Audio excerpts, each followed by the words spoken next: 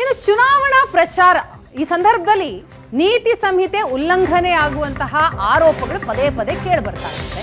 ಈಗ ಬಿಜೆಪಿ ಕಾಂಗ್ರೆಸ್ಗೆ ಚುನಾವಣಾ ಆಯೋಗದಿಂದ ನೋಟಿಸ್ ಕೂಡ ಬಂದಿದೆ.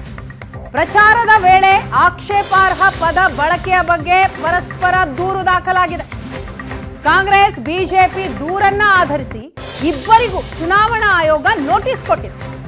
ರಾಹುಲ್ ಗಾಂಧಿ ಹಾಗೂ ನರೇಂದ್ರ ಮೋದಿ ಹೇಳಿಕೆಗಳ ವಿರುದ್ಧ ದೂರು ದಾಖಲಾಗಿರುವಂಥದ್ದು.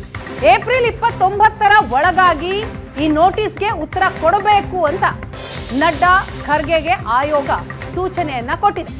ಪ್ರಧಾನಿ ಮೋದಿ ಹೇಳಿಕೆ ವಿರುದ್ಧ ದೂರು ನೀಡಿದ್ದಂತಹ ಕಾಂಗ್ರೆಸ್ ಮೋದಿ ಮುಸ್ಲಿಮರನ್ನ ನುಸುಳುಕೋರರು ಅಂತಲೂ ಕೂಡ ಹೇಳಿದ್ರು. ಪ್ರಧಾನಿ ಮೋದಿ ದ್ವೇಷ ಹರಡುವ ಮಾತುಗಳನ್ನ ಆಡ್ತಾ ಇದ್ದಾರೆ ಅಂತ ಈಗ ದೂರು ಕೊಡಲಾಗಿದೆ.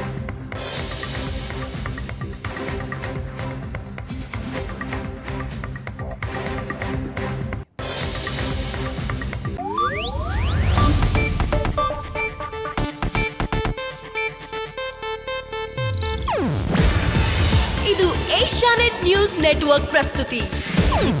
ನೀವು ನೋಡ್ತಿದ್ದೀರಾ ಏಷ್ಯಾನೆಟ್ ಸುವರ್ಣ ನ್ಯೂಸ್.